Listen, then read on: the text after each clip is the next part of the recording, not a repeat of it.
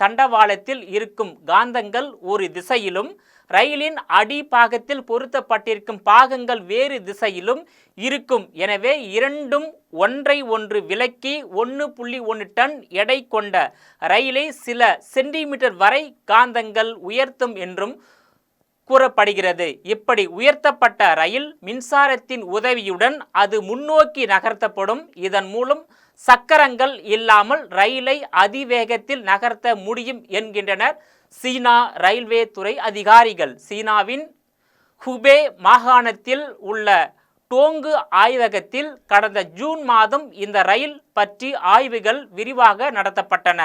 இந்த ஆய்வில் 1.1 டன் எடை கொண்ட ரயிலை தண்டவாளத்தில் 1968 அடி தூரம் வரை காந்தங்கள் சுமார் 7 வினாடிக்கு நகர்த்தி சென்றிருக்கின்றன.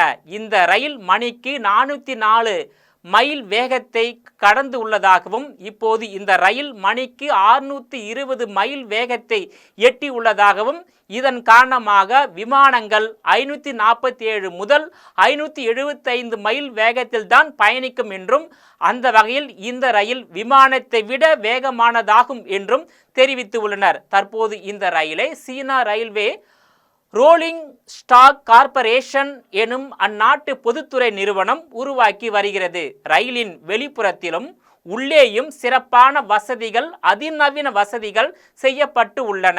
போகிற போக்கை பார்த்தால் சீனா உலகம் முழுவதும் ரயில் போக்குவரத்தை மாற்றிவிடும் என்று எதிர்பார்க்கப்படுவது குறிப்பிடத்தக்கதாகும்.